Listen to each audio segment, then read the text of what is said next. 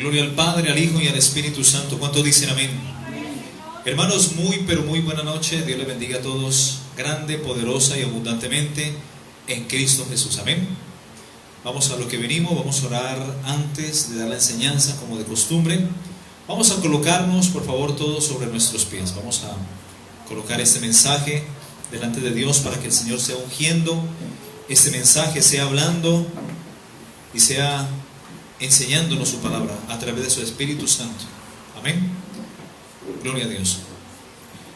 Bendito Señor, Dios y Padre eterno, venimos ante tu presencia una vez más delante de tu trono de gracia y hemos acudido a tu bendita casa de oración para escuchar tu bendita palabra, Señor. Hemos venido para que nos hables a través del consejo de tu voz. Háblanos a través de tu bendita palabra, Señor, y que sea palabra de Dios y no palabra de hombre. Úngenos, Señor, para poder entender tu palabra. Te pido que unjas mi garganta, mi lengua y mi voz para predicar palabra de Dios y no palabra de hombre, para que la excelencia del poder y la predicación sea tuya y no mía, Padre, Hijo y Espíritu Santo, y que este mensaje sea en todo exaltando el nombre de Jesucristo, a quien pertenece la gloria y la honra por los siglos de los siglos. Y la iglesia de Cristo dice amén. Gloria a Dios. Pueden sentarse. Pueden sentarse, hermanos. Gloria a Dios. Aleluya. Bendito es el nombre de Jesús desde ahora y para siempre. ¿Cuántos dicen amén? Dale palmas de alabanza al Señor. Los veo muy calladitos, hermanos. Estamos ante el Rey de Reyes y Señor de los Señores. Hermanos, hoy vamos a tocar la séptima parte de la doctrina que hemos venido enseñando concerniente a la condenación de la gran ramera, basada en Apocalipsis capítulo 17 y el capítulo 18. ¿Cuántos dicen amén? Amén. Quedamos en la parte de la doctrina de la consubstanciación y la doctrina de la transubstanciación. ¿Ok? Recordemos que en Apocalipsis capítulo 17, gloria al nombre de Cristo, esto es palabra de Dios. Si alguien se va a enojar, enójese con Dios, no conmigo, porque yo solamente expongo las escrituras a lo que está escrito. ¿Cuántos dicen amén? Conforme a lo que está ya escrito por los santos hombres de Dios, apóstoles y profetas. Amén. Lo verdadero, los bíblicos. Amén. Claro está. ¿Ok? Vamos al versículo 4, Apocalipsis capítulo 17, 4. Dice: y la mujer estaba vestida de púrpura y escarlata. Ya sabemos que la púrpura y la escarlata son colores oficiales del anticristo. ¿Ok? Y así se visten los cardenales y aspirantes a papa en el Vaticano. ¿Ok? Esta mujer dice que también estaba adornada de oro, de perlas preciosas y de perlas. Piedras preciosas y de perlas. Y tenía en la mano un cáliz de oro lleno de las abominaciones y de la inmundicia de su fornicación. Entre todas las religiones existentes en el mundo entero, la única religión que para su liturgia, para su misa, utiliza un cáliz de oro es la Iglesia Católica Romana. Amén. O sea que no hay lugar a dudas en este texto de que se está refiriendo a una mujer y no es la esposa del Cordero, no es la mujer que Cristo espera, no es esa iglesia adornada de santidad, vestida de lino fino, limpio y resplandeciente. Amén. Sino que es una mujer que se viste de oro, de piedras preciosas y de perlas. ¿Cuántos dicen amén? Por ahí un dicho que dice que no todo lo que brilla es oro. ¿Cuántos dicen amén? Amén. Pues esta no es la novia del Cordero. Dice que en su frente un nombre escrito, un misterio: Babilonia la Grande, la madre de las rameras y de las abominaciones de la tierra. Amén.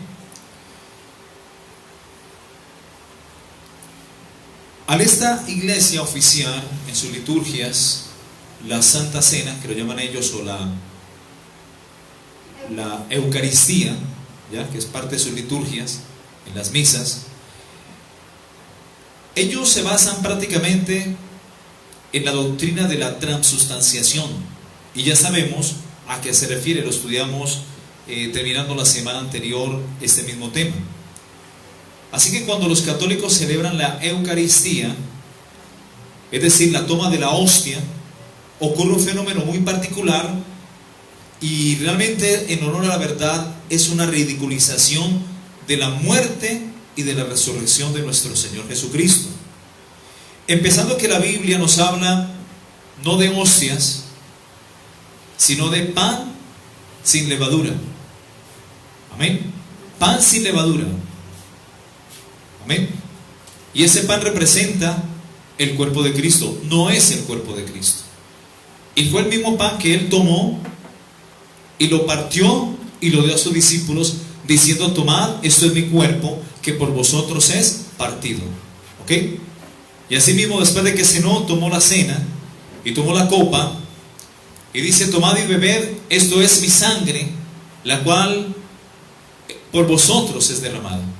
Haced esto en conmemoración de mí. ¿Cuántos dicen amén?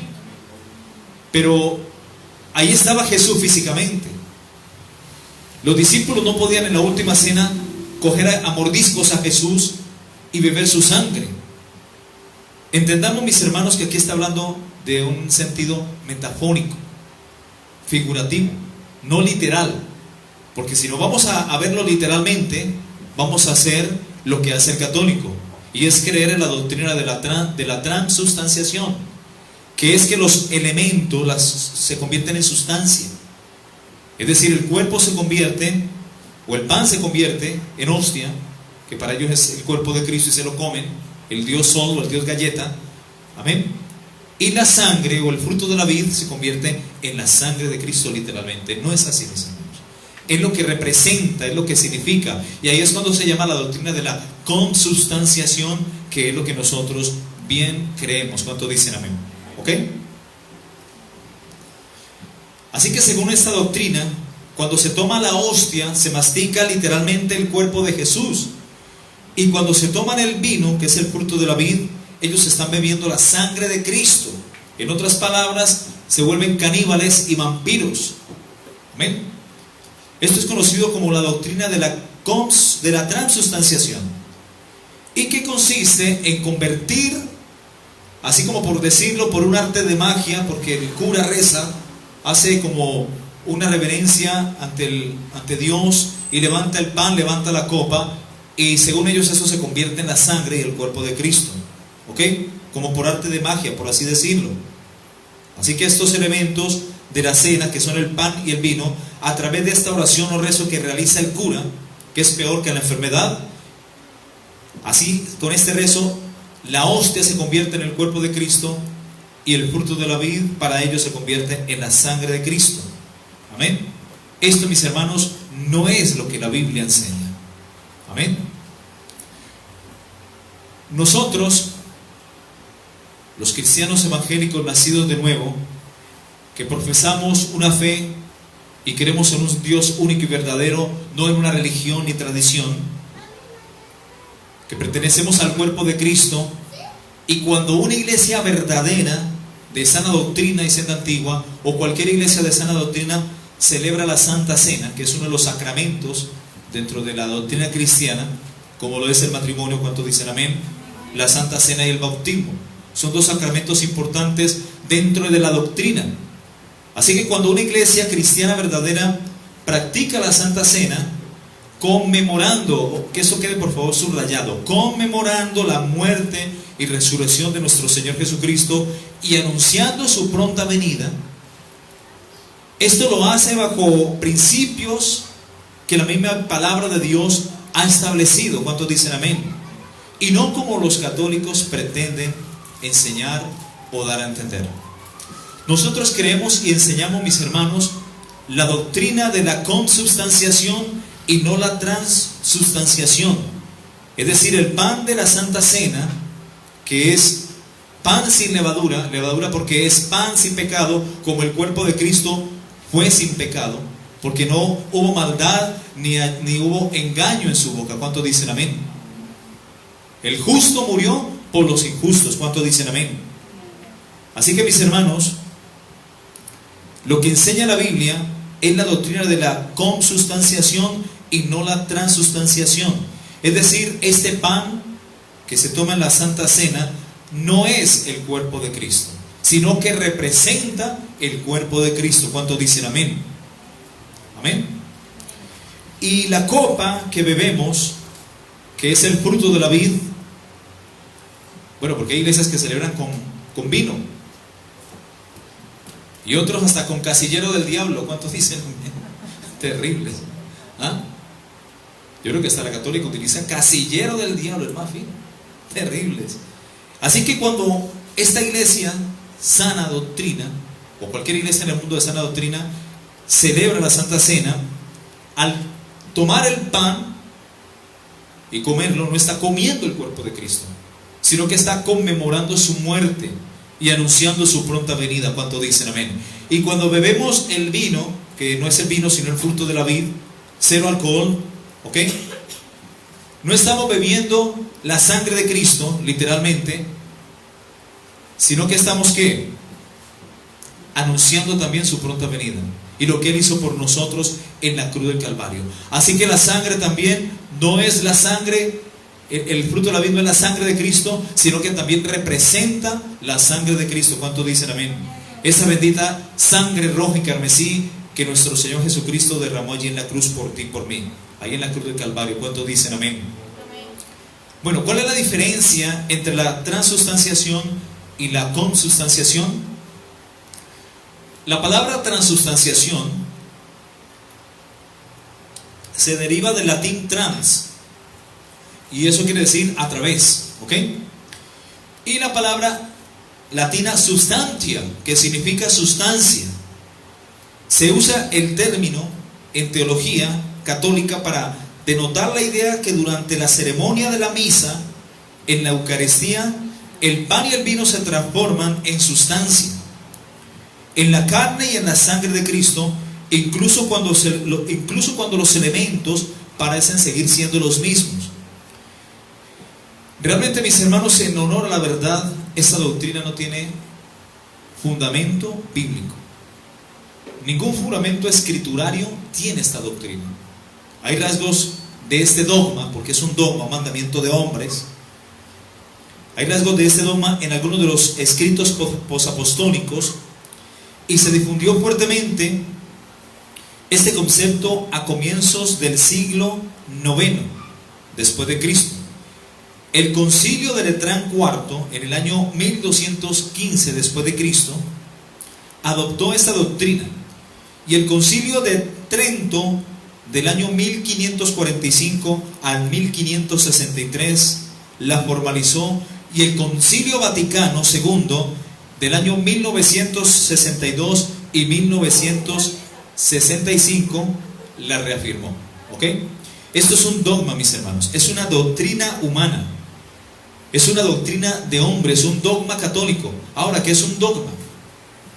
Un dogma, mis hermanos, es un punto principal de una religión, una doctrina o un sistema de pensamiento que se tiene por cierto, por real, por verídico, y que no puede ponerse por ningún momento en duda dentro de su sistema.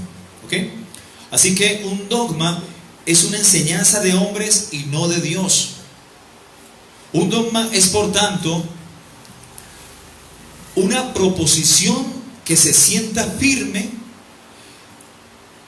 y cierta, como principio innegable, y es por tanto un fundamento o punto capital de toda doctrina o toda religión. ¿Ok?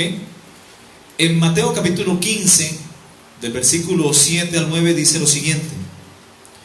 Dice: bien profetizó sobre vosotros el profeta Isaías cuando dijo, vamos todos a Mateo 15, versículo 7, hipócritas, porque Jesús no gusta de los religiosos. A Jesús le da alergia al religioso. Jesús le daba a palo, le daba garrote a los religiosos de la época, porque ponían primero sus mandamientos y sus dogmas y sus tradiciones por encima de la palabra de Dios, y por tanto recibían de parte del maestro el término hipócritas. Y en el versículo 7 de Mateo capítulo 15, Nuestro Señor Jesucristo le dice a los escribas y fariseos, hipócritas, bien profetizó de vosotros el profeta Isaías cuando dijo, en Isaías capítulo 29, creo que es el versículo 19, si no me falla la memoria: este pueblo de labios me honra, mas su corazón está apartado de mí, está lejos de mí. Pues en vano me honran, enseñando como doctrinas mandamientos de hombres. Eso es un dogma, mis hermanos, un mandamiento de hombre, que de hecho la religión lo toma por cierto, por inmutable, no se puede mover, no se puede quitar, inamovible, tiene que ser así y punto. Lo único que no se puede modificar, mis hermanos, es la palabra bendita del Señor. ¿Cuántos dicen amén? No las tradiciones ni los mandamientos de los hombres. ¿Cuántos dicen amén? Amén. La palabra consubstanciación, que es lo que creemos, lo que profesamos la fe cristiana, evangélica, iglesia de sana doctrina. La palabra consubstanciación es un término que comúnmente se aplica al concepto luterano de la cena conmemorativa, aunque algunos teólogos luteranos modernos rechazan el uso de este mismo término debido a su ambigüedad. Sin embargo, generalmente se asocia esta expresión con Lutero. La idea es que en la comunión el cuerpo y la sangre de Cristo y el pan y el jugo de uva coexisten en unión. ¿Ok? Cualquier dogma o enseñanza que intenta colocar en un sentido literal la presencia real de la carne y de la sangre de Cristo en los elementos de la comunión es el resultado de mantener el lenguaje de que la Escritura emplea. Es el resultado de malentender, ¿no? O de mantener malentendiendo, por decir así, un malentender, ¿ya? Porque es que malinterpretan las Escrituras, mis hermanos, ¿ok? La Escritura la podemos entender es por el Espíritu Santo, mis hermanos. Porque el apóstol Pablo dijo que la letra mata, pero el Espíritu vivifica. Pero está bien, la letra mata, pero también mata la ignorancia. ¿Cuántos dicen amén? Amén. Porque la gente es ignorante porque no lee la Biblia. Y si la lee, no la sabe leer porque no tiene el Espíritu Santo. Antes de leer este maravilloso y bendito libro, pídele al Espíritu Santo que te dé iluminación, que te abra el entendimiento para poder entender las Escrituras. Tú lee el periódico, lee cualquier otra revista, pero la Biblia se escudriña, se estudia. Antes la Biblia tiene el poder de leernos a nosotros. Cuando abrimos este maravilloso libro, abrimos la boca de Dios y Dios nos va a hablar. ¿Cuántos dicen amén? Pero tenemos que tener el Espíritu Santo para entenderlo. ¿Cuántos dicen amén? Uno de los puntos más importantes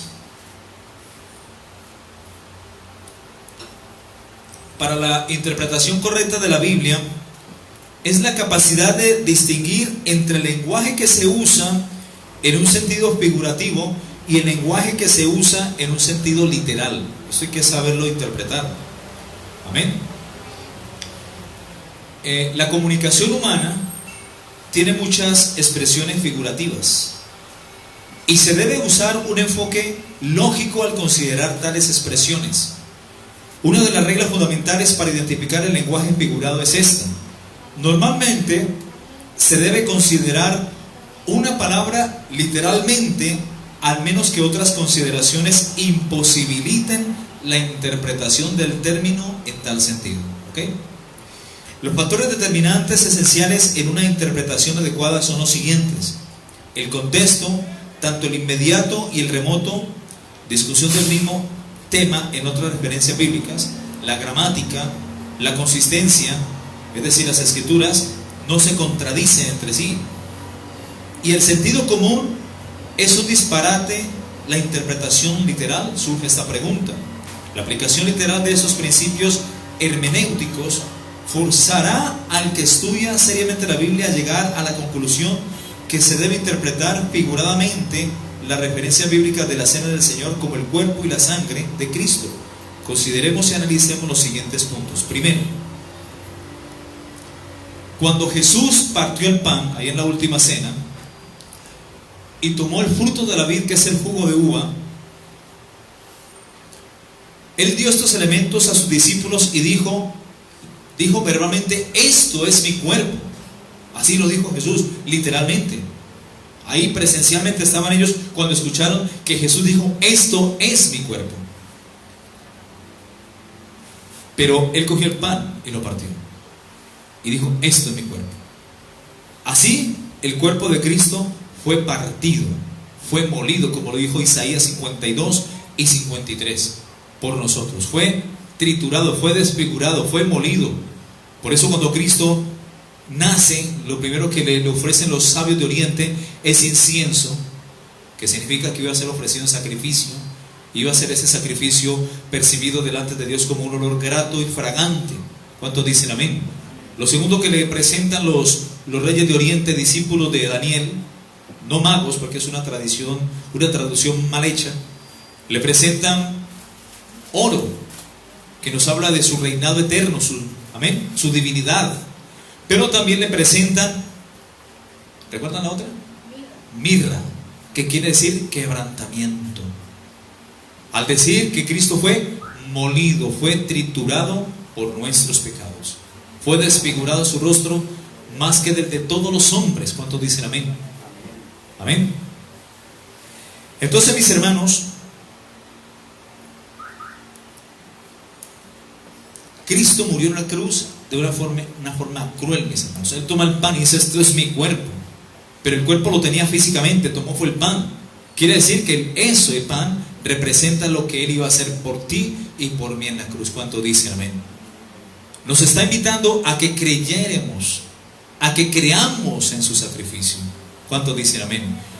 Y que cada vez que participemos de la cena, vamos a anunciar su muerte, su resurrección y su pronta venida. ¿Cuánto dicen amén?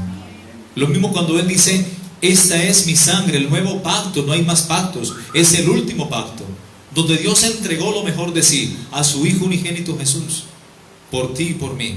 Porque de tal manera amó Dios al mundo, que ha dado a su Hijo unigénito, para que todo aquel que en Él crea no se pierda, mas tenga la vida eterna. Amén. Él dice: el que come mi carne y bebe mi sangre no morirá para siempre. ¿Cuántos dicen amén? Sino que tendrá la vida eterna. Amén. Jesús dijo: yo soy el pan que descendió del cielo. Ahí está hablando de una tipología. Él no era un pan, sino que en sentido tipológico es lo que había en el antiguo pacto, que se cumplió en el nuevo pacto. ¿Cuántos dicen amén? Así que la tipología es una enseñanza acerca de algo que se habló referente al Mesías, que su cumplimiento se da en el Nuevo Testamento. Jesús dijo: yo soy el pan que descendió del cielo. Vuestros padres comieron del maná en el desierto y murieron. ¿Cuántos dicen amén? ¿Y saben qué significa maná? ¿Qué es esto?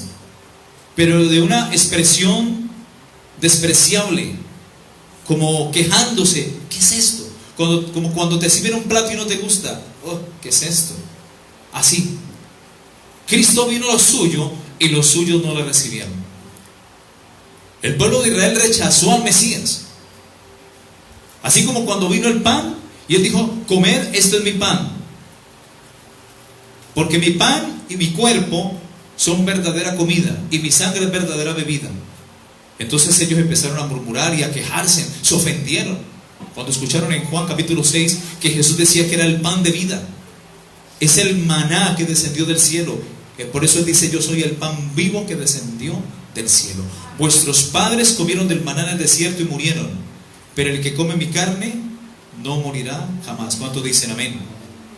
Ese es el pan de vida, mis hermanos. A Cristo lo rechazaron. Es como cuando te hablan la palabra y la palabra tú la recibes con gozo. Tú recibes el pan de cada día. Por eso el maná, el pueblo de Israel tenía que recogerlo siempre en horas muy tempranas y no coger solamente lo necesario para el día y no guardar para el día siguiente, porque Jesús mismo nos enseñó: Padre nuestro que estás en los cielos, santificado sea tu nombre, venga a nosotros tu reino, hágase tu voluntad aquí en la tierra como en el cielo. ¿Qué más dice? Danos hoy ¿qué? El pan de cada día. O sea que cada día tú tienes que ir a comer del Señor, a comer su pan, su palabra. ¿Cuántos dicen amén? Los judíos rechazaron ese pan. A lo suyo vino y los suyos no lo recibieron.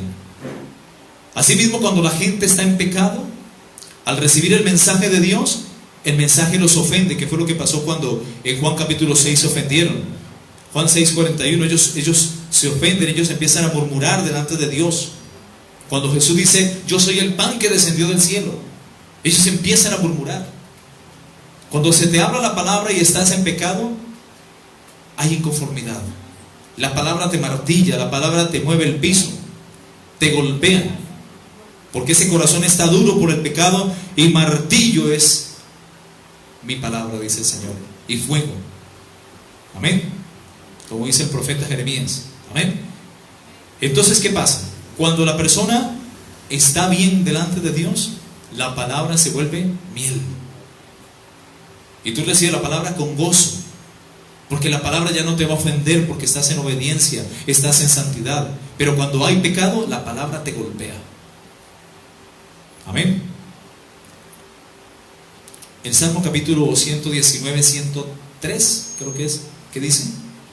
Salmo capítulo 119, 103. Miren lo que dice, hermanos. Cuán dulces son a mi paladar tus palabras, más que la miel a mi boca. De tus mandamientos he adquirido inteligencia, por tanto he aborrecido todo camino de mentira. Amén. Y el profeta Ezequiel, en Ezequiel capítulo 3, versículo 3, dice que cuando él en visión ve un rollo, él comió, literalmente él comió de ese rollo, y le supo como a miel. Mirémoslo como dice realmente. Ezequiel capítulo 3, versículo 3. Y me dijo, hijo de hombre, alimenta tu vientre y llena tus entrañas de este rollo que yo te doy. Y dice el profeta, y lo comí, y fue en mi boca dulce como la miel. ¿Cuántos dicen amén? Por eso cuando el creyente está en obediencia, en santidad delante de Dios, la palabra que recibe, así sea dura, fuerte, es como miel. Pero si hay pecado, si ese creyente está en rebeldía, la palabra le mueve el piso, le ofende, le insulta. Antes uno predicaba palabra fuerte y la gente se arrepentía. Anteriormente la gente se arrepentía, venía al altar, se quitaban las mujeres cuanta candonga y cuanta añadidura tenían y venían arrepentidas al altar de Dios. Y los hombres llegaban de rodillas también, ahí arrepentidos al altar de Dios. Después de una predicación fuerte, como dice Tito 1:13, repréndelos duramente para que sean sanos en la fe. Pero hoy no. Hoy uno reprende fuertemente, da una palabra de exhortación, de reprensión, y la gente se ofende y se manda a cambiar de iglesia. ¿O no es así? Ya la gente no se arrepiente, sino que busca iglesias que se acomoden a sus expectativas, a sus necesidades, que le permitan vivir la vida a su manera. ¿Por qué la palabra choca? Porque la palabra juzga, la palabra separa, divide lo santo de lo profano, y la palabra te estorba a vivir en pecado. Así es, ¿verdad? Volvamos al tema para que no nos salgamos.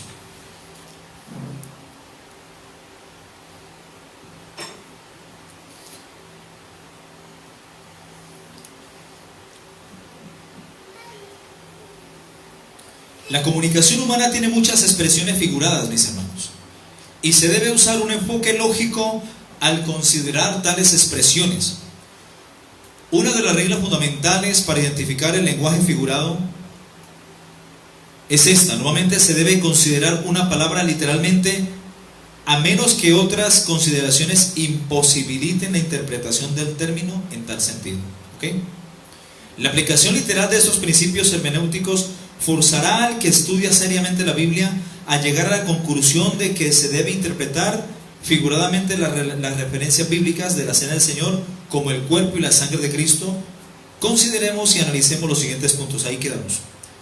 Cuando Jesús partió el pan y tomó el jugo de uva, dio estos elementos a sus discípulos y dijo: esto es mi cuerpo y esto es mi sangre. Mateo 26, del 26 al 28.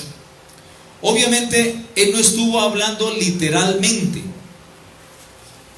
ya que él todavía poseía su cuerpo y su sangre física, ahí literal, ahí en escena. Además, al mismo tiempo, Cristo identificó especialmente la bebida como: este es el fruto de la vid, que nos habla el versículo 29. La naturaleza de la sustancia no había cambiado, Jesús estaba allí. Él habla de su sacrificio. Amén. De que al comer su cuerpo y al beber su sangre, en sentido figurativo o metafórico, estaban aceptando el sacrificio que él iba a hacer en la cruz por la humanidad. Amén. Existe una figura de expresión común llamada metáfora, ¿ok? Que es lo que les vengo hablando. ¿Y qué es una metáfora? Es una imagen dramática por la cual se compara una cosa con la otra, ¿ok? Siendo representada figuradamente como la misma cosa. En cuanto a los descendientes de Judá, por ejemplo, Jacob dijo cachorro de león, ¿ok? Así le dijo a Judá, cachorro de león. Por eso la tribu de Judá estaba representada por un león, que es Cristo, el león de la tribu de Judá. Cristo vino como cordero, murió en la cruz, enmudeció, porque el cordero es el único animal que cuando lo están sacrificando no emite sonido alguno, no bala, no brama, no hace nada. Así fue Cristo llevado a la cruz, se enmudeció. ¿Cuántos dicen amén? El cordero es Cristo. Por eso Juan Bautista dijo: he aquí el cordero de Dios, el que quita el pecado del mundo. Jesús no era un cordero, Jesús era el Hijo de Dios humano, hecho hombre. Él no era un cordero. Nos hablaba metafóricamente, figurativamente. ¿Cuántos dicen amén? Cuando Jesús dice: yo soy la vid, vosotros los pámpanos. Jesús no es un árbol, ni nosotros somos unas ramas. Es algo literal, sí, que se está hablando allí, pero metafóricamente, figurativamente. Yo soy el pan que descendió del cielo. Yo soy la vid, vosotros los pámpanos. Yo soy la luz del mundo. ¿Cuántos dicen amén? El que me sigue no andará en tinieblas. Es algo metafórico, mis hermanos. Aunque Jesús es luz, obviamente, como Dios es amor. ¿Cuántos dicen amén? ¿Ok? Entonces, mis hermanos, hay que entender que Cristo volverá como el león de la tribu de Judá. Él murió en la cruz, vino con redención al pecado, pero volverá por segunda vez sin relación con el pecado para salvar a los que le esperan. Amén. Tanto la iglesia de Cristo estamos esperando su venida, como algún día, llegando al final de la tribulación, el pueblo de Israel en medio del desierto va a anhelar al deseado de las naciones. Va a desear que Cristo venga y lo liberte de las garras de las fuerzas del anticristo. Y ahí es cuando Cristo vendrá como el león de la tribu de Judá. ¿Cuántos dicen amén? Viene a conquistar, hermanos. Gloria a Dios.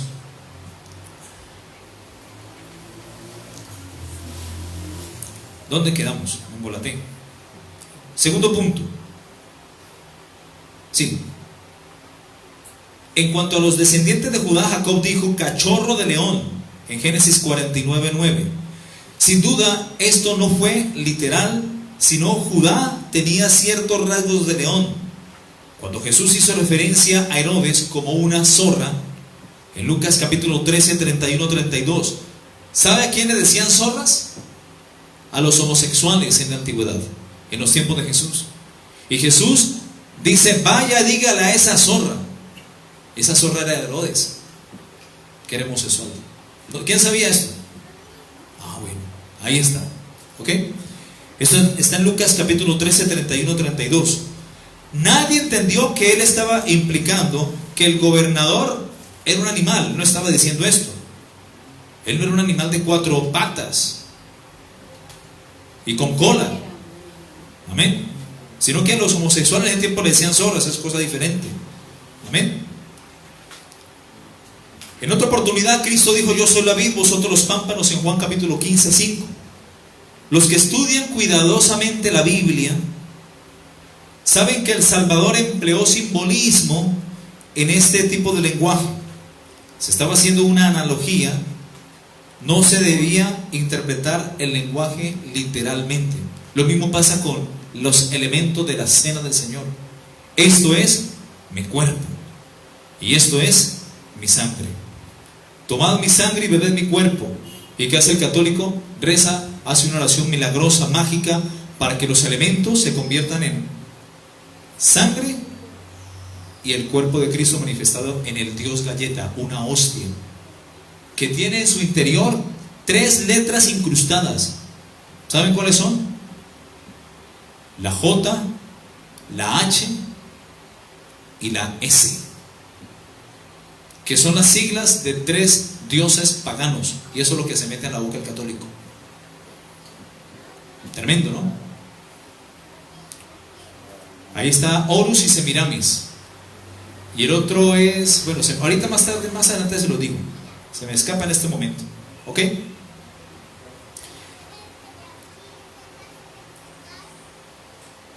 Tercero, el hecho de que Jesús instruyera a sus discípulos a participar de la cena del Señor en conmemoración o en memoria de mí, cuando dijo en Lucas capítulo 22, 19, y que también lo repite el apóstol Pablo en la carta a los Corintios, en 1 Corintios capítulo 11, del 24 en adelante.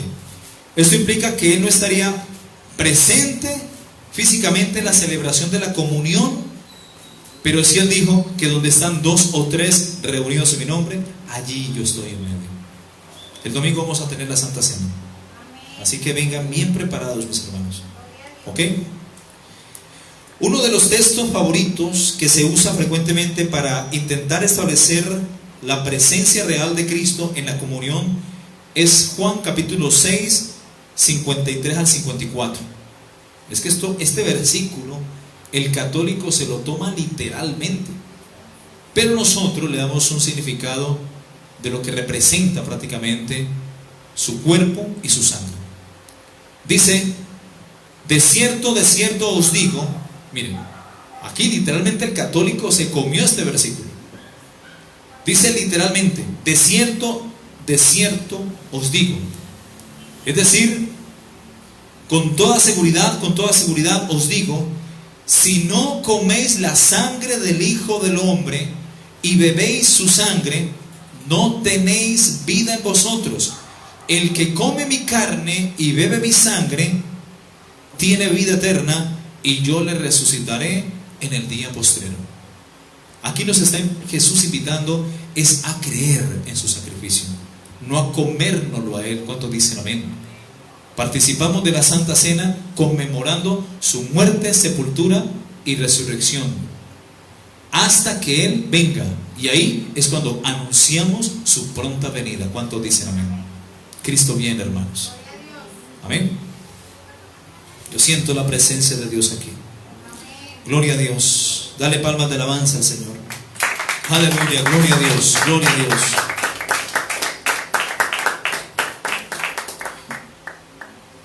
Juan capítulo 5, 24, 25. Apunte esta cita también, es importante. Juan capítulo 5, 24 y 25 dice: de cierto os digo, el que oye la palabra y cree al que me envió, tiene vida eterna y no vendrá condenación, pues ha pasado de muerte a vida eterna. ¿Cuántos dicen amén? De cierto os digo, viene la hora, y la hora es cuando los muertos oirán la voz del Hijo de Dios, y los que la oyeren vivirán. ¿Cuántos dicen amén? Algún día estábamos muertos, mis hermanos, y escuchamos el Evangelio porque alguien nos predicó. ¿Cuántos dicen amén? Y aquí estamos escuchando palabra de Dios, alabando su nombre. ¿Cuántos dicen amén?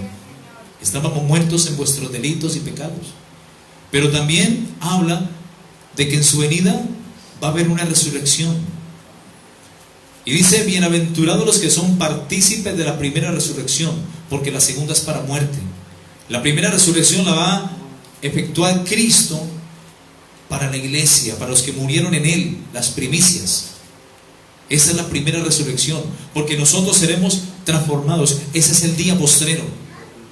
Pero nos habla de otra segunda resurrección que es para muerte, donde en Apocalipsis capítulo, recuerdo, creo que es el 20, Apocalipsis 20, dice que vio un gran trono blanco Un gran trono blanco, porque no va a ser un tribunal, sino un gran trono blanco, porque el tribunal va a ser para el creyente. Y el apóstol Juan ve en Apocalipsis 20, versículo 11, ve un gran trono blanco, es grande, un gran trono blanco, y el que estaba sentado en él, delante del cual huyeron los cielos y la tierra, y ningún lugar se encontró más para ellos. ¿Ya? Y vi a los muertos, grandes y pequeños, en pie delante del Cordero, delante del Hijo de Dios. Y los libros fueron abiertos, y otro libro también fue abierto, que fue el libro de la vida. Se abrirán los libros de las sombras, o los libros de las crónicas, pero por otra parte se abrirá el libro de la vida. ¿Ok? Aquí no va a estar la iglesia, aquí van a estar los pecadores.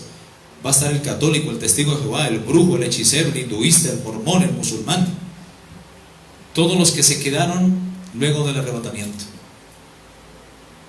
Los que entregan su vida durante la tribulación por causa de Cristo, salvarán su vida. Los que no, allí están incluidos. Amén. Y dice que van a ser juzgados los muertos por las cosas escritas en estos libros, según sus obras. Y el mar entregó los muertos que habían contenidos en él, y la muerte y el Hades, que es el infierno, van a también entregar sus muertos. Amén. Amén. Y fueron juzgados cada uno según sus obras. La muerte y el Hades fueron lanzados vivos al lago de fuego. Esta es la muerte segunda, es decir, el ángel de la muerte, que es el dios Samaín. Amén. Y el Hades, que es el infierno, o sea, el contenido, toda la gente que está en el infierno, para quien entonces va a salir del infierno, se va a presentar ante el trono blanco, y toda esa gente contenida en el infierno, como no van a estar inscritos en el libro de la vida, van a ser lanzados también al lago de fuego. Es decir, el infierno con la muerte al lago de fuego. Esa es la muerte segunda. ¿Cuántos dicen amén? Dice: y el que no se haya inscrito en el libro de la vida fue lanzado al lago de fuego. ¿Cuántos están seguros de que sus nombres están escritos en ese libro de la vida? Levanten sus manos. Y si no, pasa adelante, vamos a orar por ti. ¿Todos? Levanten la mano, que estén seguros. ¿Daniel? Bueno, también. Bueno, el que no, al final oramos. Gloria a Dios. Esa pregunta, cuando evangelicen, pregunten a quienes están compartiendo: ¿usted está seguro, amigo, de que su nombre está inscrito en el libro de la vida? No, ¿qué es eso? La gente no sabe. El que no se haya inscrito en el libro de la vida fue lanzado al agua de fuego. En ese libro son inscritos los benditos de Jehová, los hijos de Dios cuando se arrepienten. ¿Cuántos dicen amén? Ahí no entra nadie, ni al cielo va a entrar nadie como entrar al supermercado o al mall. Ahí entran los santos, los que sus vestiduras han sido santificadas por la sangre del Cordero. Gloria a su nombre. Que se sientan esas palmas.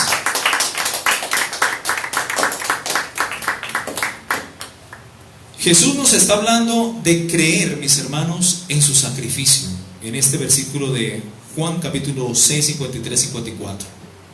Amén. Es de creer. Él nos invita a que creamos en su sacrificio, en lo que Él hizo en la cruz por nosotros al entregar su cuerpo y derramar su sangre. Él nos está diciendo: cómanme, bébanme. ¿Cuántos dicen amén? Gloria a Dios. Hebreos 2, 14, 18. Hebreos 2, 14, 18. Dice: así que por cuanto los hijos participaron de carne y sangre, Él también participó de lo mismo, para destruir por medio de la muerte al que tenía el imperio de la muerte, esto es, al diablo, y Jehová lo reprenda, y librar a todos los que por el temor de la muerte estaban durante toda la vida sujetos a servidumbre, a esclavitud. Así como estábamos nosotros, mis hermanos, antes de convertirnos, esclavos del licor, del odio, de la falta de perdón, de la lujuria, otros de la pornografía, otros de la drogadicción. Pero Cristo vino a romper las cadenas del diablo. Lo que nos ataba al pecado, mis hermanos, la bendita sangre y el sacrificio de Cristo cortó con el pecado de una vez y para siempre. ¿Cuántos dicen amén? Gloria a Dios. Se puede demostrar, mis hermanos, por medio de la gramática y el concepto, que el pasaje de Juan capítulo 6, 53, 54 nos apoya no apoya tal idea, no apoya tal idea. De que hay que comer físicamente y beber físicamente o literalmente la sangre de Cristo y el cuerpo de Cristo. No. Es lo que representa, lo que Él hizo por nosotros en la cruz. Es una invitación abierta a que creamos en su sacrificio. En el versículo 54 de Juan capítulo 6, el término come y bebe son participios del tiempo presente, lo cual significa que los discípulos debían estar comiendo su sangre, comiendo su carne y bebiendo su sangre en ese mismo momento, y continuar haciéndolo como un proceso. Una interpretación literal sería: aquel que continúa comiendo mi carne y bebiendo mi sangre. Los discípulos no estaban comiendo ni bebiendo la sangre ni la carne de Cristo, no estaban ni comiendo la carne ni bebiendo la sangre de Cristo el Salvador. En ese preciso momento no lo estaban haciendo. Esto hace referencia a creer, una vez más digo, en el sacrificio de Cristo en la cruz del Calvario. Se dice que la comida y bebida dan como resultado vida, lo dice el mismo versículo 24. Pero en el mismo contexto se describe que esa vida es el resultado de recibir las palabras de Cristo, como leímos en Juan capítulo 5, 24. El que oye mi palabra y cree al que me envió tiene vida eterna y ha pasado de muerte a vida eterna, y yo le resucitaré en el día postrero. Amén. Las enseñanzas de Jesús en el versículo 63 de Juan 6: y el creer que Él murió por nuestros pecados, entregando su cuerpo para ser molido y partido, derramando su sangre para la remisión de nuestros pecados, fue solamente esto suficiente para redimir a la humanidad. Pero cuando el hombre reconoce este sacrificio en arrepentimiento, porque la gente dice: no, ya Cristo murió y ya, listo. No, hay que creer y hay que venir arrepentidos y creer en ese sacrificio para que eso se haga efectivo en nuestras vidas. Él murió sí por toda la humanidad, sí, pero cada persona individualmente debe allegarse a Cristo, acercarse a su trono de gracia para alcanzar la salvación, individualmente. No porque mi papá, mi tío, mi tía o mi mamá son cristianos, mis abuelitos, no, como le enseña la religión tradicional. Y hasta la gente se va al infierno siendo católica porque su abuela, su tatarabuela y su bisabuela fueron católicos, entonces todos se van para el infierno. No, cuando uno escucha la palabra, mis hermanos, eso debe cambiar. Y eso a mí personalmente me pasó hace 24 años. Cuando escuché la palabra de Dios, creí en el Evangelio, recibí a Cristo, y es ahí cuando Dios me dio vida eterna y perdón de pecados. Amén. Es la única forma, mis hermanos, de salir de la tradición, creer el Evangelio, lo mismo que predicó Jesús en Marcos capítulo 1, 15. Así que arrepentidos y creed en el Evangelio. Hoy la gente no se quiere ni arrepentir ni quiere creer en el Evangelio, sino que se conforman con una religión humana, llena de tradiciones y dogmas humanos. Hay que venir a Cristo, mis hermanos, porque solo Cristo salva. Solo Cristo sana, mis hermanos, y solo en Cristo hay salvación. Amén. Gloria a Dios. Ya vamos a acabar, gracias a Dios, dijo el diablo. Que termine ese pastor rápido.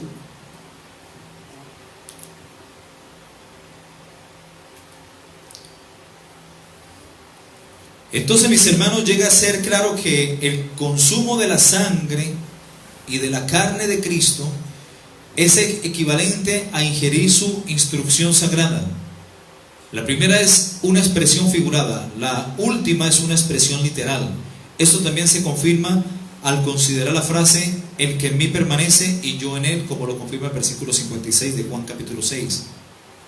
Se dice que esta relación recíproca es el resultado de comer y beber la carne y la sangre de Cristo. Sin embargo, en un pasaje suplementario en otro de los escritos de Juan, el apóstol iguala esta relación con la frase: guardar sus mandamientos. Primera de Juan capítulo 3, 24. Vamos a leer la primera de Juan capítulo 3, 24. De hecho, Jesús dijo: ¿me amas? Guarda mis mandamientos, y mi Padre y yo haremos morada en él. Amén. ¿Cuál dije yo? Primera de Juan 3, 24. Ok, gracias.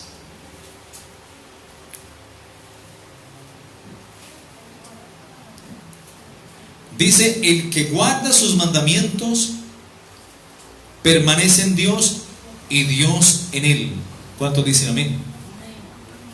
Por eso el salmista dijo: en mi corazón he guardado tus dichos para no pecar contra ti. ¿Dónde se guarda la ley de Dios? En el corazón. En la mente es religión, pero en el corazón es devoción. Amén. Es amor. ¿Cuántos dicen amén? Y el que guarda sus mandamientos permanece en Dios y Dios en él. Y en esto sabemos que Él permanece en nosotros por el Espíritu Santo que nos ha dado. ¿Cuántos dicen amén? Gloria a Dios. Porque si tú no permaneces en Él, el Espíritu Santo no va a permanecer en ti. Porque Dios solamente da su Espíritu a quienes le obedecen. ¿Cuántos dicen amén? Así como también cuando hay temor de Dios hay ángel. Si no hay temor de Dios en el corazón, Dios no manda el ángel. Porque el ángel de Jehová acampa alrededor de los que le temen y los defiende. Y Dios envía su Espíritu Santo ¿a quiénes? A quienes le obedecen.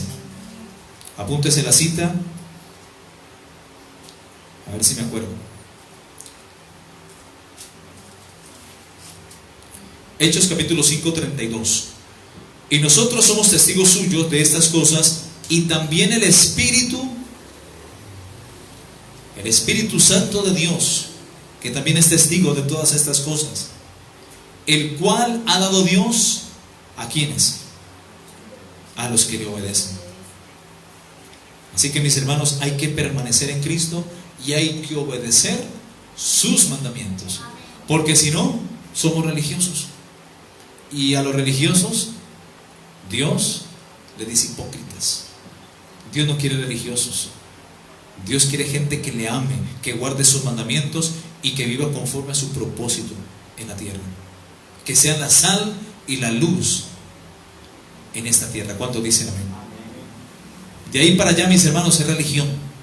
Y Dios no quiere religión. Dios quiere relación. Dale palmas de alabanza al que vive.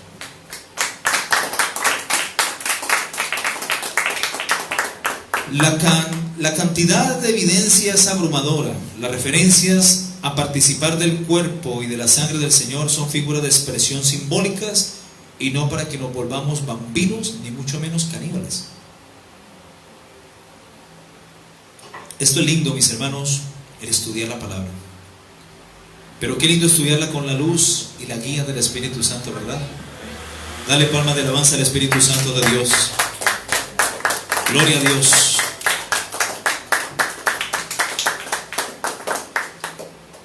Bueno, ya casi terminamos. Vamos a hablar un poco acerca de la hostia. Amén. La hostia viene de un culto pagano prácticamente. Esto lo hacían las antiguas culturas babilónicas y egipcias. Esto viene de los sumerios, bueno, de atrás de tanta tradición pagana, que adoraban a Baal, al dios Sol. ¿No han visto, mis hermanos, que en la Capilla Sistina, allí en el Vaticano, hay muchas cosas referentes al Sol? Es el dios Sol, que es el dios Baal, dios de los caldeos, y en otras ocasiones de los babilonios. ¿Qué es la hostia? ¿Qué entendemos por hostia? La hostia, mis hermanos, es una pieza plana de pan, de un pan acimo. Es de forma redonda y muy fina. En otras palabras, es una oblea de pan en forma redonda que el sacerdote católico consagra durante la Eucaristía, en el momento de la misa, y da a sus fieles en la comunión. La pregunta es, ¿dónde aparece esto en la Biblia? En ningún lado. Doctrina, dogma católico, enseñanza humana. Esto no es bíblico. En ningún versículo de la Biblia aparece este ritual. La hostia representa, mis hermanos, al dios Sol o al dios Baal de la antigua Babilonia. El dios Baal o el dios Sol en la antigua Babilonia era el dios de la lluvia, era considerado también el dios del trueno y también era considerado el dios de la fertilidad. En la tradición católica, romana, apostólica, melancólica, alcohólica y diabólica, este objeto sagrario se coloca en el altar a la vista de todos y se le rinde adoración y culto. ¿Usted ha visto cuando el papa o el yuca o el curita de la parroquia levanta la hostia? Él la levanta ¿a dónde? Al cielo, y la consagra. Así que este objeto sagrado se coloca en el altar a la vista de todos los fieles y se le rinde adoración y culto. Los creyentes deben de inclinarse ante él. ¿Sí han visto esto? Bueno, en ocasiones lo sacan a procesiones por las calles de las ciudades o pueblos, y la gente igualmente debe inclinarse ante este objeto sagrario, rindiéndole culto y adoración. ¿Y están adorando a quién? Al dios Sol, dios Baal. Hermanos, cuando el Papa en el Vaticano, ahí en la Basílica de San Pedro, celebra la Eucaristía, o celebra la misa ahí, ¿ok? Él sale al balcón portando un báculo deforme. No sé si han visto que él tiene como un báculo como caoba o negro, no sé, y tiene como un Cristo ahí todo torcido, que la cruz es como así, y allí hay colgado un Cristo debilucho, desfigurado. O sea, eso es hasta diabólico, hermanos, feo, como un Dios, un Cristo derrotado allí, mis hermanos. Así que cuando él sale a celebrar su misa en la Basílica de San Pedro, ahí en el Vaticano, él sale al balcón portando un báculo deforme, es decir, una cruz torcida, donde en la punta hay una representación de Jesús crucificado, derrotado, flaco y debilucho, el cual él lo levanta y se lo muestra a la multitud, en ese estado de humillación y agonía, haciendo burla al sacrificio. Y lo que es más vil es que él se lo muestra al dios Sol o al dios Ra de los egipcios, que está enfrente de la Basílica de San Pedro, representado en el obelisco. ¿Usted ha visto como una pirámide así larga? Bueno, eso es un símbolo masón, pero eso ellos lo trajeron desde Roma prácticamente, desde Roma o de Egipto, algo así. Desde Egipto fue traído esa cosa pagana, y él levanta esa cruz torcida y la Eucaristía hacia ese obelisco, consagrando todo eso al dios Baal, porque eso significa ese dios Baal, ese obelisco. Ese obelisco está en el centro de la plaza de San Pedro, y este obelisco fue robado a Egipto y llevado a Roma, completando de esta manera la burla que se hace en el sistema católico de la obra y muerte redentora de nuestro Señor Jesucristo. Lo más curioso del detalle, mis hermanos, de la Eucaristía de los católicos, es que cada hostia tiene 3 letras grabadas e incrustadas en el centro de las mismas. Según ellos significa en latín Iesus Omnium Salvator, Jesús Salvador de los hombres. Estas letras son la I, no era la J, perdón, corrijo, la I, H y la S. I de Isis, H de Horus y la S de Semiramis. Ese es el significado. Ellos lo tratan de interpretar como Iesus Omnium Salvator.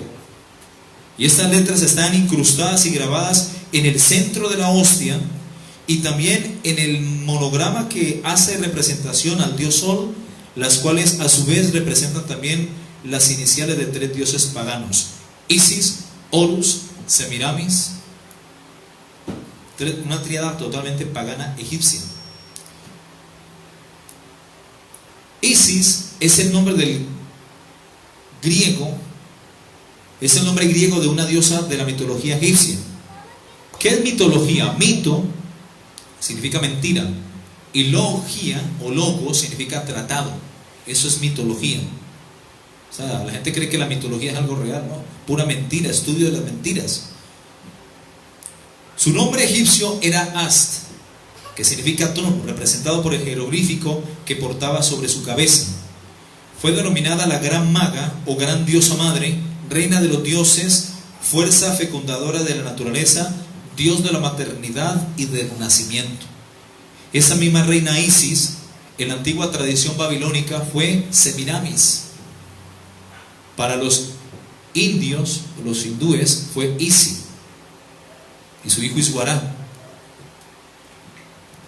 La antigua civilización babilónica era Semiramis y su hijo Tamuz en brazos. Y así en todas las culturas. hasta llegar a Roma. Venus, Diana de los Efesos, ¿ok? Júpiter, y bueno, todas esas cosas. Y hasta llegar a Roma como María y Jesús en los brazos. Pero es la misma Isis, es la misma Semiramis, ¿ok? Diosa de la maternidad y del nacimiento. Por eso siempre la vemos con un niño en los brazos. O sea que cuando la gente adora a María y María está con su niño en brazos, no está adorando a María, porque María está en el cielo y ella no pide adoración de nadie, ella no ruega ni intercede por nadie. ¿Está adorando a quién? A Isis o a Semiramis. Horus era el hijo de Isis, significaba el elevado, el sublime, ¿ok? Horus era el dios celeste de la mitología egipcia, un dios pagano. Se le consideraba como el iniciador de la civilización egipcia. Su nombre egipcio era Horus es un nombre helenizado. La deidad griega asociada fue Apolo, Febo. Horus era ya conocido por el periodo predinástico y era un dios vinculado a la realeza que tutelaba a los monarcas tiritas, cuyo centro de culto era Hieracópolis. Desde el imperio antiguo, el faraón es la manifestación de Horus en la tierra, aunque al morir se convertiría en Osiris y formaría parte del dios creador Ra. Durante el imperio nuevo se le colocó al dios Ra como Ra o Harachti. También forma parte troncal de la gran Eneada y de la tríada osiárica: Isis, Osiris y Horus, trinidad totalmente pagana y egipcia. Ahora Semiramis. Esas son las tres letras que están allí incrustadas en la galleta, allí en la hostia. Isis, Horus y Semiramis. Semiramis era identificada por algunos como la reina siria Sammomarat. Según la leyenda griega, fue esposa del mítico rey Ninus o Nimrod de Asiria o Babilonia, y luego reina gobernante por 42 años, al fallecer el rey Ninus tras sus 52 años de reinado hacia el año 2189 a.C. Semiramis se encargó del gobierno del imperio que, según el mito, logró extender hasta Etiopía y la India. Ahí se llamaba era Isis, y erigiendo un monumento funerario a la memoria de Ninus cerca de Babilonia, que más tarde sería el escenario de la inspiración de la obra de Píramo y Tisbe.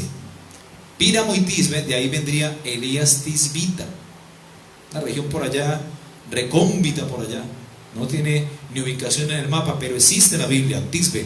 De ahí venía Elías Tisbita, de Tisbe. Se le atribuye la fundación de numerosas ciudades y la construcción de maravillosos edificios en Babilonia, con sus palacios y hermosos jardines colgantes. Semiramis conquistó Egipto y, según la leyenda, ascendió al cielo en forma de paloma. Mis hermanos, esto no es lo que instituyó nuestro Señor Jesucristo. Esto es paganismo. La palabra nos habla de una institución de la cena del Señor. ¿Cuántos dicen amén? ¿Ok?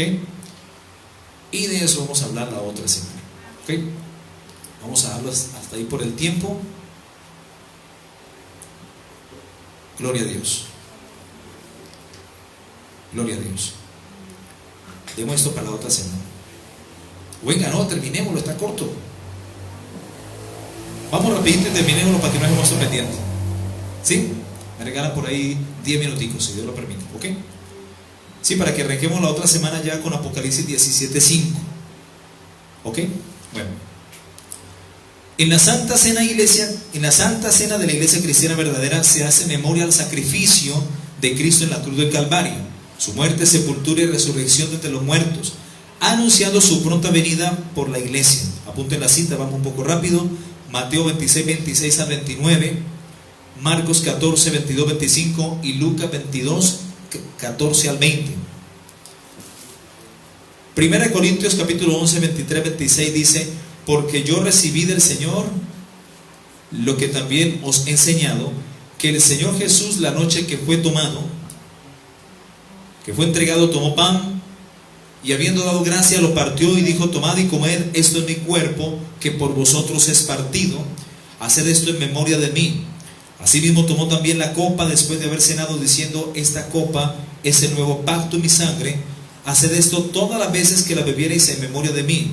Así pues, todas las veces que comiereis este pan y bebiereis esta copa, la muerte del Señor anunciáis hasta que Él venga. Amén. Apunten esta cita, Hebreos 10, 12 y 14. Pero Cristo, habiendo ofrecido una vez para siempre un solo sacrificio por los pecados, se ha sentado a la diestra de Dios, de ahí en adelante esperando hasta que sus enemigos sean puestos por estrado de sus pies, porque con una sola ofrenda hizo perfectos para siempre a los santificados, es decir, a la iglesia. Amén. A los que creen en su sacrificio. Juan capítulo 19, 30, cuando Jesús hubo tomado vinagre, dijo: consumado es, y habiendo inclinado la cabeza, entregó el Espíritu. ¿Ok? Cada vez que se practica, mis hermanos, la Eucaristía por parte de los sacerdotes católicos, están matando nuevamente a Jesús. Apunten esto, subrayen. Cada vez que ellos celebran la Eucaristía, cada domingo están asesinando, están matando a Cristo. Y Cristo ya está vivo, Cristo resucitó y está a la diestra del Padre. ¿Cuánto dicen amén? Por eso Dios es un Dios de vivos y no de muertos. Así que muchos cerráis, Jesús lo dijo a los discípulos. Amén. Esto, mis hermanos, es un acto totalmente pagano y sin fundamento bíblico, de que cada día, cada domingo, celebren la Eucaristía. Eso es algo pagano, mis hermanos. Lo que hace el cura o el sacerdote es sacrificar a Jesús cada vez que practica este ritual pagano, y ellos se basan en Juan capítulo 6, 53 al 56, prácticamente descontextualizando lo que Jesús nos quiere enseñar. En Juan capítulo 6, 53, recordemos que Jesús dijo: de cierto os digo, si no come mi carne, si no come la carne del Hijo del Hombre y bebéis su sangre, no tenéis vida en vosotros. El que come mi carne y bebe mi sangre tiene vida eterna, y yo le resucitaré en el día postrero. Porque mi carne es verdadera comida y mi sangre es verdadera bebida. El que come mi carne y bebe mi sangre, en mí permanece y yo en él. En este texto, mis hermanos, verdaderamente hay una descontextualización deliberada por parte de la Iglesia Católica Romana, tratando de justificar lo injustificable con Juan capítulo 6, 53, 56, al tomar esto literalmente. Aquí Jesús está invitando a que creamos en su sacrificio, porque la doctrina cristiana misma no acepta esto como ellos lo ven, de que hay que comer literalmente el cuerpo de Cristo y beber su sangre literalmente. Ni siquiera la misma Biblia lo enseña. Jesús aquí nos está hablando y enseñando no para que lo comamos a Él literalmente o físicamente, no, sino que está hablando de su propio sacrificio en la cruz y está enseñando un simbolismo, y no para que lo comamos o bebamos, sino para que creamos en ese sacrificio que fue para salvación, perdón de pecados y vida eterna. Jesús nos estaba enseñando acerca de su sacrificio, que Él iba a tomar lugar en la cruz por la humanidad. Amén. Jesús no estaba enseñando canibalismo. Ojo, la letra mata, pero el espíritu da vida.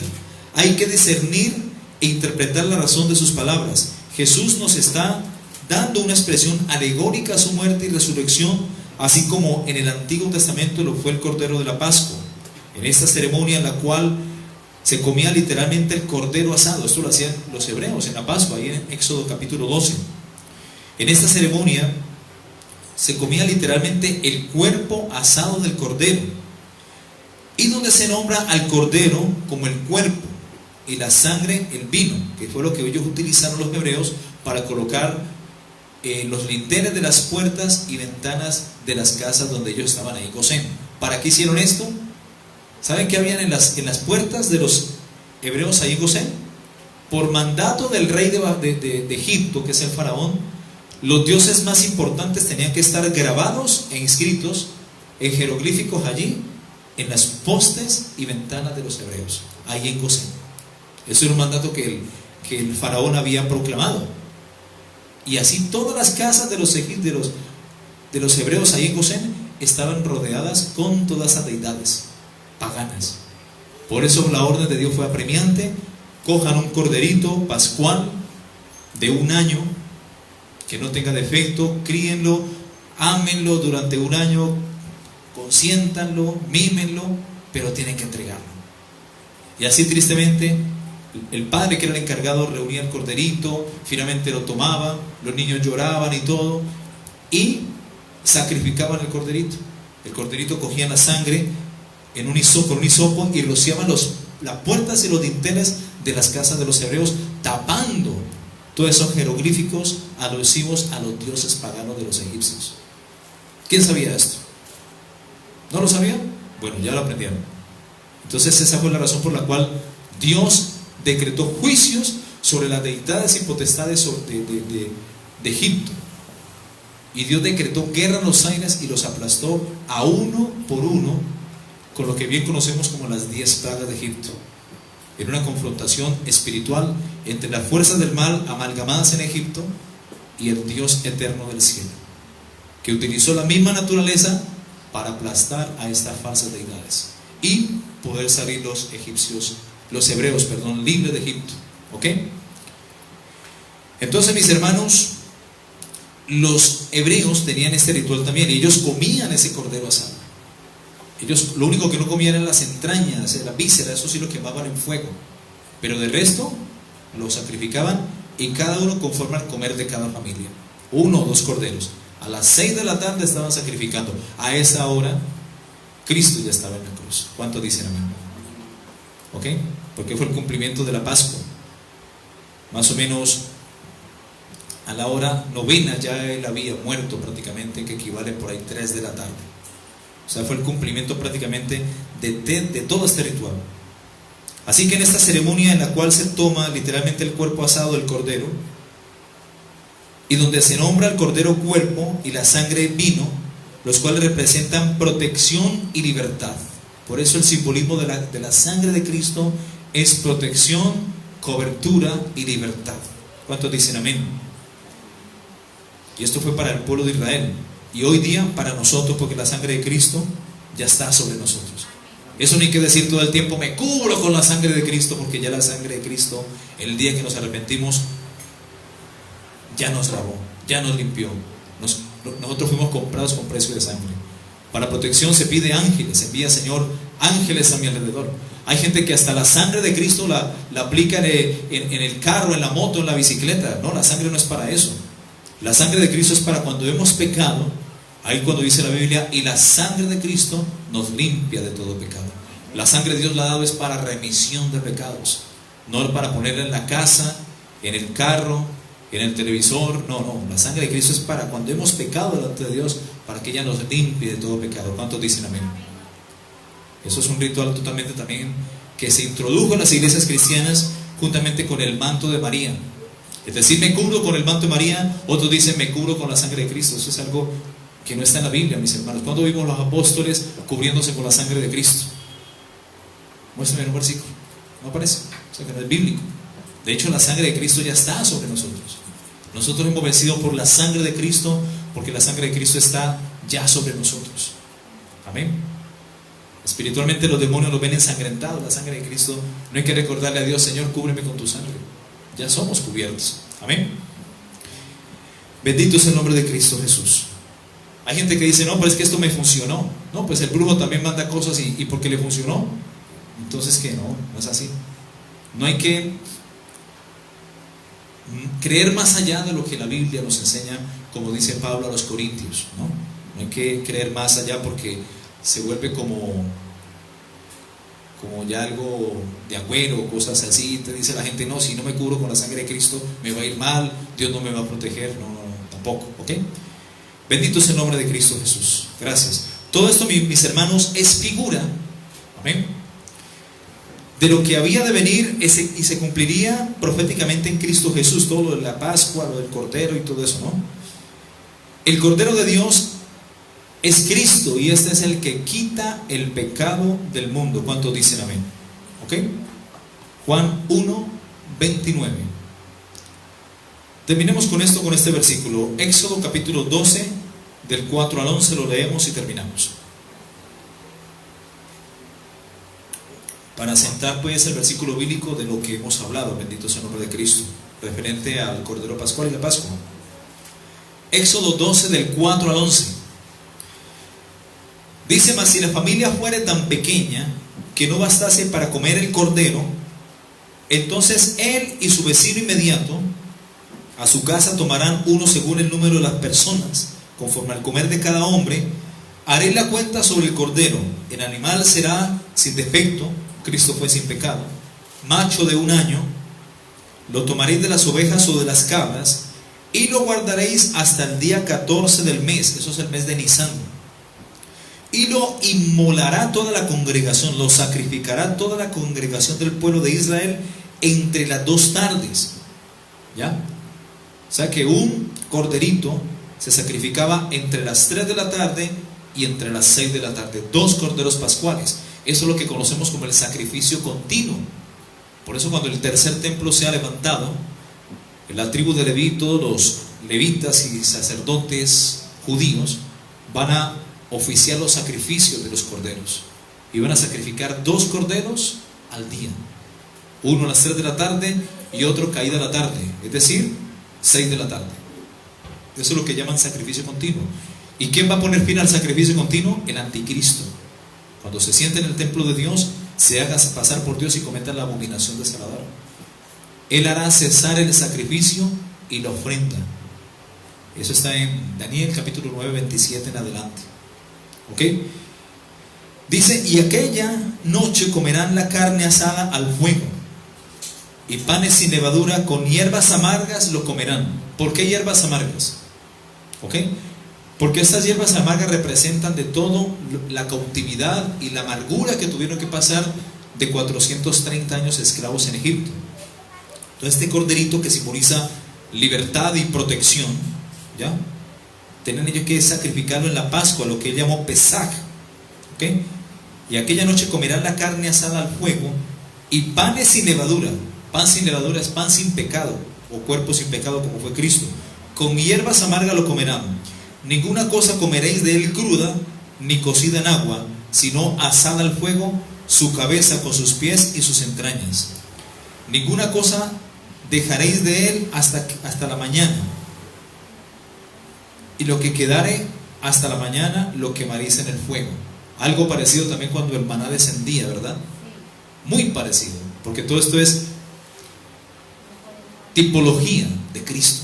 Esto es Cristo en el Antiguo Testamento, ¿ok? Entonces lo mismo el maná que descendió del cielo, ellos tenían que cogerlo lo suficiente muy temprano en la mañana, ¿ok? Y no podían coger más porque se podría, se dañaba, se llenaba de gusanos y se dañaba. Por eso, danos el pan de cada día. ¿Cuántos dicen amén? Dice: y lo comeréis así, ceñidos nuestros lomos, que nos habla de la verdad, vuestro calzado en vuestros pies, estar prestos a predicar de Cristo, y vuestro bordón en la mano. Bordón es autoridad. Y lo comeréis apresuradamente, es la Pascua de Jehová. Pascua viene de la palabra Pesaj, que significa pasar por encima saltando, que fue lo que pasó o sucedió cuando vino el ángel hiriendo con muerte, el ángel de Jehová, y las casas de los hebreos estaban protegidas con la sangre de Cristo. La otra vez me dijo alguien: no, hombre, es que mira que la sangre de Cristo es para protección, mira a los hebreos.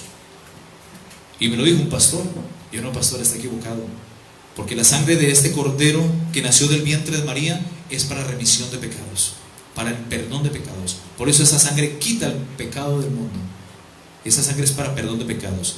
La sangre del cordero pascual, que era un animalito cuadrúpedo, sí era para protección y libertad, que es muy diferente, pero es tipología de lo que se cumpliría en Cristo Jesús. ¿Cuántos dicen amén? Porque en Cristo somos protegidos. Ahí en goceno. En Cristo somos libres. ¿Cuántos dicen amén? Y somos libres de pecado. Amén. Vamos a orar, mis hermanos. Padre, gracias por esta bendita enseñanza que nos hablaste, Señor. Gracias por la honra que me das de predicar tu bendita palabra, Señor. Te pido que cada día me des sabiduría y entendimiento y denuedo para enseñarle a tu pueblo tu bendita palabra, Señor. Solamente soy el más pequeño de los siervos tuyos, Señor, y necesito cada día tu Espíritu Santo para enseñarle a tu pueblo tu verdad, tu palabra, Señor. Porque el que hable conforme a las palabras de Dios, Y el que ministre, ministre conforme al poder que Dios da. Y el que hable, hable conforme a la sana doctrina, Señor. Y ha hablado tu palabra a tu iglesia. Y te pido que lo bendigas, Señor, en todo su ser, espíritu, alma y cuerpo. Y que quites toda cosa de la mente, Señor, que haya en nosotros, que haya sido de tradición, de dogma, lo que sea, Señor. Y que podamos entender cada día tu palabra solamente a través de tu Espíritu Santo, Señor. Padre, gracias, Señor.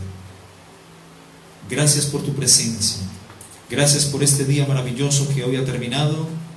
Y gracias por el nuevo día que va a empezar, Señor. Señor, seas tú delante de nosotros como poderoso gigante. Y seas tú, Padre eterno, quitando el velo de los que no creen, Señor, para que se conviertan de la potestad de las tinieblas a tu Hijo, admirable Jesucristo, Señor. Que esta palabra corra, Señor, y cumpla el propósito para el cual tú la has enviado. Porque escrito está: conoceréis la verdad, y la verdad os hará libres. Y esa verdad eres tú, Señor. Esa verdad está en tu palabra que tú nos has revelado, Señor. En el nombre de Jesús. Amén y amén.